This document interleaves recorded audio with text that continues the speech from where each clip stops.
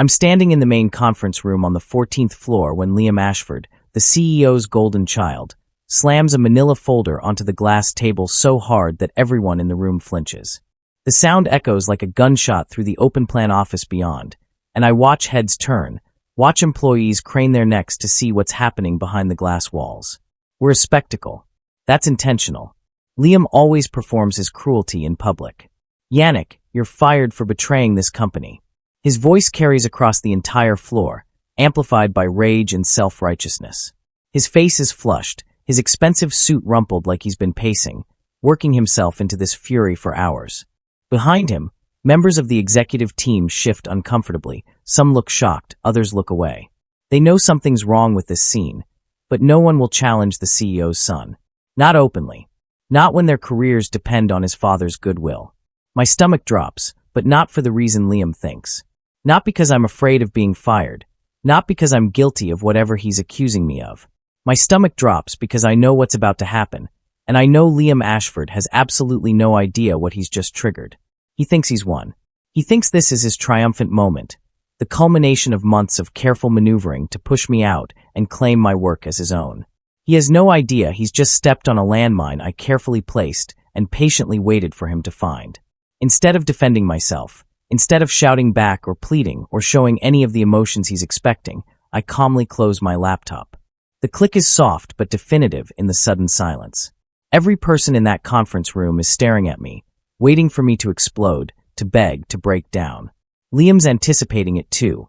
I can see it in the gleam in his eyes, the slight smirk playing at the corner of his mouth. He wants me to make a scene so he can have security drag me out, so he can be the hero who caught the traitor. But I don't give him that satisfaction. Instead, I unplug my laptop charger, wrap the cord neatly around my hand, and place everything carefully into my messenger bag. My movements are methodical, unhurried. I take a sip of my coffee, still warm, thankfully, and set the mug down on a coaster. Then I stand up, smooth down my shirt, and look Liam directly in the eyes. Is that all? I ask quietly. My voice is steady, calm, almost bored. The effect is immediate and unsettling. Liam's smirk falters. He's thrown off his script. What? He sputters. Aren't you going to defend yourself? Aren't you going to deny leaking our proprietary technology to competitors? I let a small smile play across my face, not cocky, just knowing. No, I say simply. I'm not going to defend myself. Not to you. Not here. I pick up my bag and walk toward the door. The sea of executives parts to let me through, and I can feel their confusion radiating like heat. This isn't how these scenes usually play out. People fight. They plead. They cry. They rage. They don't just leave. As I reach the door, I pause and look back at Liam one more time. You should probably check the patent filing dates before you celebrate, I say softly. Then I walk out, leaving him standing there with his mouth hanging open, his prepared victory speech dying on his lips. Sarah catches up with me in the hallway as security is approaching. Two large men in blazers with radios, looking uncomfortable with their assignment. Sarah Martinez has been my closest friend at Ashford Technologies for 3 years, the only person in this building I truly trust. She's brilliant, sharp, and one of the few people who's seen through Liam's manufactured charm from day one. Yannick, she grabs my arm, her voice urgent and low. Liam submitted your entire project under his name this morning. The neural interface prototype, the adaptive algorithms, everything. He's claiming he developed it all, and you were just his assistant. He told the board you were trying to steal it and sell it to competitors. Her eyes are wide with anger and disbelief. I nod calmly. I know. I expected it. Sarah blinks, clearly thrown by my lack of reaction. You knew. Then why didn't you stop him? Why didn't you go to the CEO or the board or... I squeeze her arm gently, cutting her off. Because I needed him to do exactly this. I needed him to commit completely. Half measures wouldn't have been enough. The security guards are close now, looking apologetic. I recognize them, Mike and Tony, good guys who've been working here for years. Mr. Thompson, Mike says awkwardly, we've been asked to escort you from the building. I give him a reassuring smile. I know, Mike. You're just doing your job. Lead the way. As we walk through the office toward the elevators, past cubicles and conference rooms, past colleagues who've worked with me for years, I feel their eyes on me. Some look shocked. Some look sympathetic. A few look triumphant, Liam's allies, the ones who've benefited from his nepotistic rise and see me as competition eliminated. But most just look confused, trying to reconcile the accusations with the Yannick Thompson they know. The guy who stays late helping junior engineers with their code, who brings coffee for the cleaning staff, who's never once raised his voice or played office politics. We reach the lobby, and Mike and Tony stop at the security desk. "Mr. Thompson," Tony says quietly, "for what it's worth, we don't believe you did what they're saying. Everyone here knows who does the real work." I thank them sincerely, then turn away to face the massive floor-to-ceiling windows that look out onto the street. My reflection stares back at me. 32 years old, black, exhausted but determined, wearing the same patient expression I've worn through months of Liam's theft and gaslighting. I pull out my phone and open a group chat labeled simply Legal Team. 3 contacts: Catherine Chun, Marcus Rivera, and David Okonkwo. Patent attorneys, the best in the city, people I've been working with quietly for the past 6 months, while Liam thought I was oblivious to his schemes. I type 3 words. "It's time." The responses come immediately. "On our way. ETA 8 minutes. Catherine, ready. See you soon. Marcus, let's do this. David." I slide my phone back into my pocket and wait. 8 minutes. In 8 minutes, Liam Ashford's world is going to implode, and unlike him, I'm going to feel absolutely no guilt about it. 6 months earlier, I'd been working late in the lab. Not unusual for me. I'd always been the type to lose track of time when I was deep in a problem, chasing a solution through lines of code and circuit diagrams until suddenly it was 2 a.m. and the cleaning crew was asking if I planned to sleep here. That night, I'd finally cracked it. The adaptive neural interface that could learn user patterns and adjust in real time, making prosthetics and accessibility devices exponentially more intuitive. I'd been so excited that I'd immediately wanted to share it with someone. That someone should have been my team, my colleagues, the people I worked with every day. But something had stopped me. A creeping suspicion, a pattern I'd been noticing for months.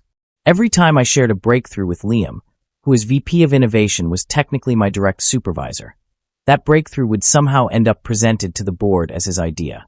My detailed explanations would be simplified into vague concepts. My technical specifications would be reframed as his vision, and I'd be mentioned, if at all, as part of the team that helped execute my concepts.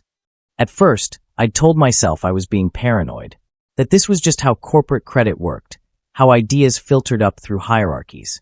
But then I'd overheard a conversation that shattered that rationalization completely.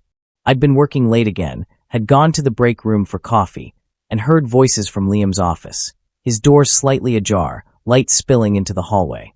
I'd paused, not intentionally eavesdropping, but frozen by the sound of my own name. Yannick does the work. I take the credit. That's what leadership is. Liam's voice, casual and proud, like he was sharing wisdom with whoever he was talking to. A friend's laughter in response. "That's cold, man. Doesn't he ever call you out?"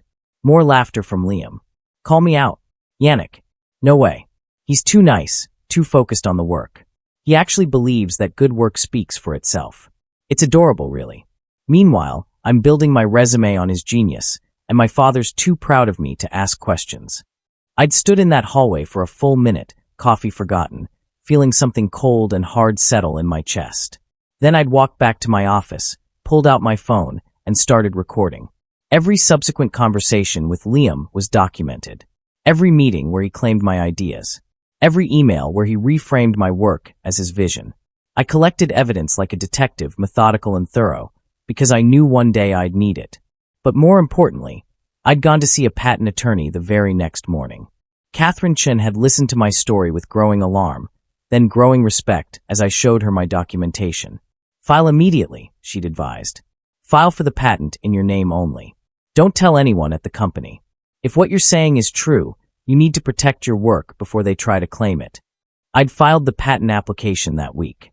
The neural interface adaptive algorithm, the hardware integration specifications, the unique signal processing approach, all of it documented, notarized, and submitted to the patent office under my name, Yannick Elijah Thompson, sole inventor.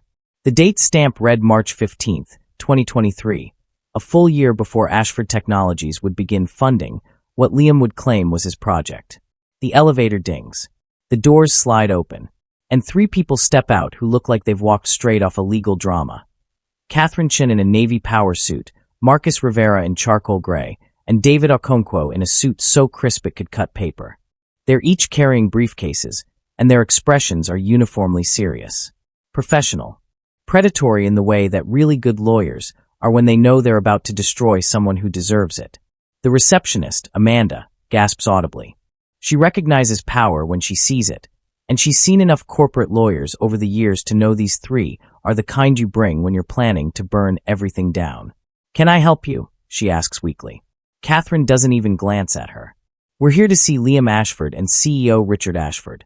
We have documents that require immediate delivery. Do you have an appointment?" Amanda tries, but her heart clearly isn't in it. David gives her a smile that doesn't reach his eyes. "We don't need one. This is a legal matter. If you'd like to call security or attempt to stop us, please be aware that will be noted in our report and may constitute obstruction." Amanda reaches for her phone, but doesn't dial. Let me call up to Mr. Ashford's office." "You do that," Marcus says pleasantly, and the three of them wait with the infinite patience of people who know they hold all the cards. I stand to the side, watching, feeling a surge of satisfaction so intense it's almost physical. This is happening. After months of watching Liam steal credit, belittle my contributions, and gaslight me into doubting my own worth, this is finally happening. Amanda's call is brief and clearly confusing for whoever answered. "There are 3 attorneys here to see Mr. Ashford. They say it's urgent. Legal documents." A pause. "Yes, I know he's in a meeting. Yes, I'll tell them." She hangs up and looks at my lawyers with an expression somewhere between apologetic and awed. "Mr. Ashford will see you in 5 minutes. You can wait in the lobby." "We'll wait in his office," Catherine says, and walks toward the elevators before Amanda can protest. Marcus and David follow, and I trail behind them, no longer an ex-employee being escorted out, but part of a legal team about to deliver consequences. We ride up in silence, and I can see my reflection in the polished elevator doors. Standing among these 3 accomplished attorneys, I look different. Powerful. Like someone who's done waiting for justice and decided to create it himself. The elevator opens onto the executive floor, and we walk past assistants and junior executives who scramble to figure out what's happening. Liam is still in the conference room, surrounded by the same executives who witnessed my firing, and he's clearly in the middle of a triumphant speech about protecting company assets and making tough leadership decisions. Through the glass walls, I can see him gesturing dramatically, can see his father sitting at the head of the table looking grave but proud. Catherine doesn't knock. She opens the door, walks directly to where Liam stands, and drops a thick legal packet in front of him with a thud that silences the room. Marcus does the same in front of Richard Ashford. David sets a 3rd copy on the table for the general counsel, who's sitting to Richard's right looking increasingly alarmed. "Mr. Liam Ashford," Catherine begins, her voice clear and carrying, "you are hereby served with a cease and desist order regarding your unauthorized use, presentation, and attempted theft of patented technology belonging to Mr. Yannick Thompson. You are also served with notice of patent infringement, as Mr. Thompson is the sole legal owner of the neural interface technology you claimed as your own this morning. Any further use, discussion, or presentation of this technology without Mr. Thompson's express written permission will result in immediate legal action and significant financial penalties." Liam laughs. It's not a nervous laugh or a confused laugh. It's genuine, dismissive amusement. He doesn't even open the packet, just looks at me with something close to pity. "You expect us to believe you own it? Yannick, this company funded the entire project. We own everything developed here. That's in your employment contract. Did you even read it before you tried this desperate stunt?" But Catherine is already shaking her head, a small smile playing at her lips. "Open to page 3, Mr. Ashford. The filing date." Liam's smile falters slightly, but he humors her, flipping open the packet with exaggerated casualness. His eyes scan the page. Then stop. Then go wide. This says the patent was filed March 2023. That's. His voice trails off as his brain catches up with the implications. 1 year before Ashford Technologies began funding any aspect of the neural interface project, Marcus finishes smoothly. Mr. Thompson developed this technology independently, on his own time, with his own resources. The version you've been claiming as your own was actually Mr. Thompson's intellectual property that he graciously allowed the company to use. Until today, when you terminated his employment and attempted to claim sole ownership. The room has gone absolutely silent. Richard Ashford is reading his copy of the documents, his face growing paler with each page. The general counsel looks like she wants to crawl under the table. The other executives are exchanging glances ranging from shock to schadenfreude. Some of them clearly never liked Liam, but couldn't say anything, and now they're watching his fall with barely concealed satisfaction. "Dad," Liam turns to his father desperately. "This is obviously a trick. He's probably backdated these documents or something. We can't just—" But Richard holds up a hand, silencing his son. "Liam, be quiet." It might be the first time I've ever heard Richard Ashford speak sharply to his precious son. He looks at David. "These patents are registered with the U.S. Patent and Trademark Office?" "Fully registered, fully approved, publicly searchable," David confirms. "I can give you the patent numbers right now if you'd like to verify them." Richard pulls out his phone with shaking hands and starts typing. The silence stretches as he searches, finds, reads. His face goes from pale to gray. "It's real," he whispers. "The patents are real. Filed March 15th, 2023. Approved September 2023. Listed inventor, Yannick Elijah Thompson." Liam grabs his father's phone, staring at the screen like it's betrayed him. But he can't. "We've been using this technology for months. We've built entire product lines around it. We have contracts with clients based on—" He stops, the full weight of the disaster finally hitting him. "Oh God. Oh God indeed," Catherine says crisply. "As of this moment, Ashford Technologies is in violation of patent law. Every device using Mr. Thompson's technology, every presentation that included his algorithms, every contract promising deliverables based on his innovations, all of it is now legally problematic. And given that Mr. Ashford," she gestures to Liam, "fired Mr. Thompson this morning while simultaneously attempting to claim sole ownership of Mr. Thompson's patented work, we have a rather clear-cut case of willful infringement and theft of intellectual property." The general counsel finds her voice, though it's shaky. "How much of our current product line depends on this neural interface technology?" Richard looks at her, then at Liam, his expression somewhere between fury and desperation. 70%. Maybe more. The defense contracts, the medical device partnerships, the accessibility tech initiatives, all of it is built on the adaptive interface. "Then as of this moment," Marcus says, "you need to cease all use of that technology until ownership and licensing can be properly established.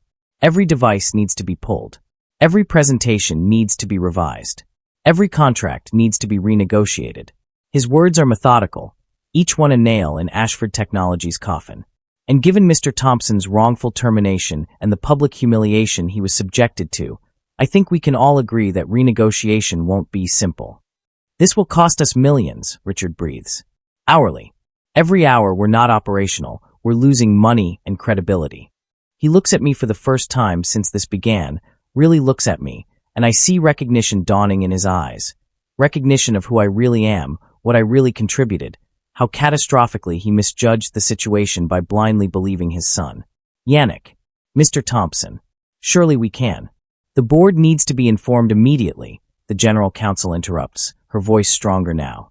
She's going into crisis management mode, and part of that crisis is getting control of this situation before it spirals further.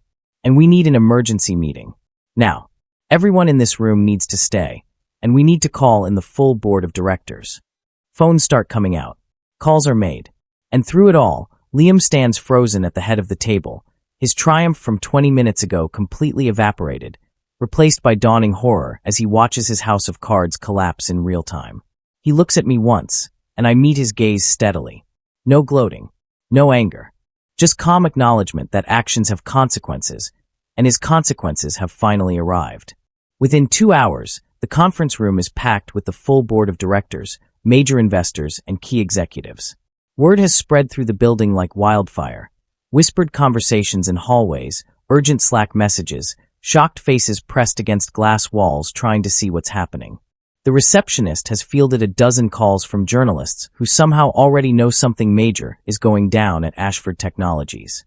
I'm sitting in a chair against the wall, technically present but not at the table. My lawyers are handling the formal presentation.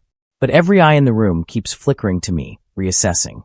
These people have seen me for years, passed me in hallways, sat in meetings with me. But they never really saw me, never really understood that the quiet engineer who did brilliant work without seeking credit was the actual foundation their company was built on. Catherine is presenting the evidence with brutal efficiency. Patent documents projected on the screen. Filing dates. Approval letters. Then come the recordings.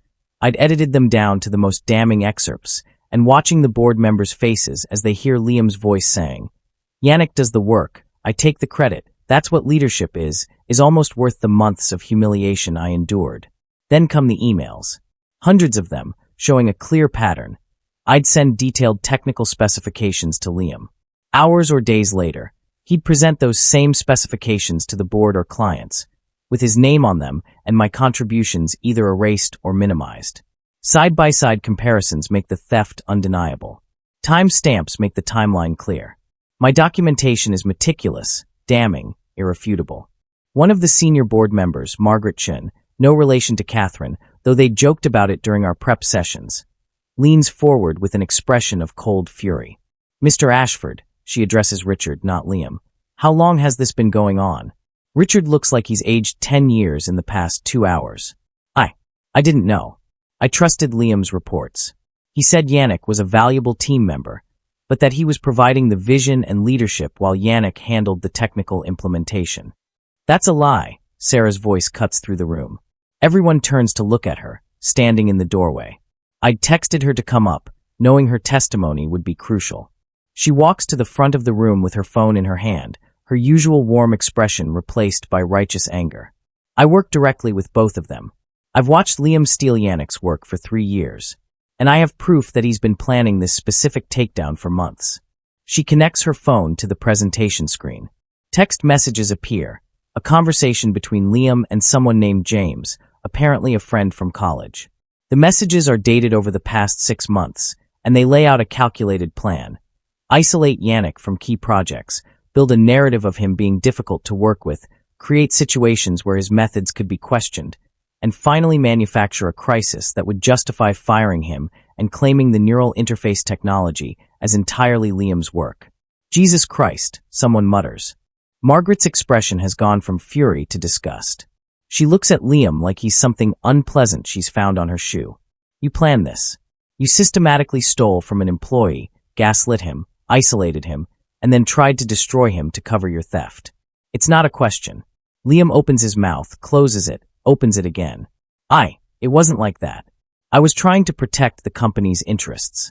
Yannick was becoming unreliable, making demands threatening. "Show them the recording from this morning," I say quietly. It's the first time I've spoken since the meeting began, and my voice cuts through Liam's babbling. Catherine nods and pulls up another audio file. My phone had been recording in my pocket during the entire firing scene. The board listens to Liam's accusatory rant, his claims that I'd betrayed the company, his dramatic performance. Then they hear my calm response, my lack of defense, my cryptic comment about checking patent dates. He knew, one of the investors realizes. He knew this was coming. He was ready for it. Marcus smiles slightly. Mr. Thompson has been documenting everything for months. He knew exactly what Mr. Liam Ashford was doing, and he gave him every opportunity to stop, to do the right thing. Instead, Mr. Ashford escalated. He didn't just steal credit quietly anymore. He tried to erase Mr. Thompson entirely and claim sole ownership of his work. That's when Mr. Thompson decided it was time to stop protecting the company from the consequences of employing a thief. Richard looks at me, his voice breaking. "Why didn't you come to me? Why didn't you tell me what was happening?" The question hangs in the air, and I consider not answering. But these people deserve to understand. I tried, Mr. Ashford. 3 times. 3 separate occasions where I brought concerns to you about credit attribution and project ownership. Each time, you told me that Liam was learning leadership, that I needed to be a team player, that success at this company meant supporting our leaders, and Liam was your son, your chosen successor. You made it clear that questioning him was questioning you. The silence that follows is crushing. Richard's face crumbles as he realizes the truth. His blind faith in his son, his nepotistic elevation of Liam despite clear evidence of incompetence and theft, his dismissal of concerns from actual talented employees. All of it has led to this disaster. "What do you want?" he asks finally, his voice barely above a whisper. "What will it take to resolve this?" I don't answer. Not yet. Because my lawyers and I had discussed this moment extensively, and we'd agreed. Let them suffer. Let them understand the full scope of what they've lost before we even begin to discuss terms. Let them see their stock price plummet, which it will once news of this gets out. Let them watch clients abandon ship. Let them feel the full weight of consequences before they try to buy their way out. Catherine speaks instead. Mr. Thompson will consider his options. In the meantime, Ashford Technologies is ordered to cease all use of the patented technology, to remove all products from market, and to inform all clients of the current legal situation. We'll be in touch. And with that, she stands. Marcus and David follow. I stand too, and we walk out of that conference room, leaving chaos behind us. The story breaks that same evening. A journalist from TechCrunch, somehow tipped off, maybe by Sarah, maybe by a disgusted board member, maybe by Catherine who knows exactly how to play the media game, publishes an article with the headline, CEO's son steals employee's patent, fires inventor. Now faces multi-million-dollar lawsuit. It's picked up immediately by every major tech news outlet, business journal, and social media platform. My phone explodes with notifications. LinkedIn messages from recruiters, emails from competitors offering jobs, DMs from colleagues expressing support, interview requests from journalists, and a text from Sarah. You're a hero to every employee who's ever had their work stolen. The office is in open revolt. People are demanding Liam be fired. This is beautiful. The next morning, I wake up to find the story has gone fully viral. My name is trending on Twitter. There are think pieces about corporate theft of employee innovations. Legal experts are weighing in on the case, most agreeing I have an open and shut case for not just patent infringement, but also wrongful termination, defamation, and possibly even fraud. Conservative estimates of damages start at $50 million. Some lawyers think I could take the entire company. I'm in my apartment making coffee when my phone rings. Unknown number, but I answer anyway. Mr. Thompson? This is Richard Ashford. His voice sounds like gravel, like he hasn't slept. I'm calling to apologize. And to offer you a settlement. We can make this right. We can. Stop, I interrupt him gently. Mr. Ashford, I don't want your apology right now. And I'm not interested in making this go away quietly. Then what do you want? There's desperation in his voice now. You're going to destroy this company. Decades of work, thousands of employees who had nothing to do with what Liam did, they'll all suffer if you push this. I take a sip of my coffee, considering. He's not wrong. The company employs 4,000 people. Most of them are good people doing good work. You're right, I say finally. So here's what I want, Liam fired. Publicly. Not resigned, not taking another position. Fired for cause with a full explanation. You stepped down as CEO. You enabled this, whether you meant to or not. The board needs to bring in outside leadership who will actually value talent over family connections. You're asking me to destroy my son's career and end my own, Richard says, but his voice lacks conviction. He already knows this is the only path forward. I'm asking you to take responsibility, I correct. Your son destroyed his own career the moment he decided theft and lies were acceptable business practices. And your career ended the moment you chose blind loyalty to family over basic competence and ethics. I'm just making the consequences visible. There's a long silence. Then, and if I do this? If Liam is removed and I step down? Will you drop the lawsuit? I smile, even though he can't see it. No. The lawsuit proceeds. You don't buy your way out of accountability. But I'll license the technology to Ashford Technologies at reasonable rates so the company can survive and those 4,000 employees can keep their jobs. I'll even consider coming back as Chief Innovation Officer with full creative control and significant equity. But only after the leadership that enabled theft is gone. 3 days later, an emergency board meeting results in both Richard and Liam Ashford being removed from the company. Richard's departure is framed as retirement, but everyone knows the truth. Liam's is more honest, fired for conduct inconsistent with company values and potential legal violations. Security escorts him from the building, the same 2 guards who escorted me out days earlier. I'm not there to see it, but Sarah sends me a video. Liam looks small, diminished, destroyed. I watch it once and feel nothing. No triumph, no pity. Just the calm satisfaction of natural consequences.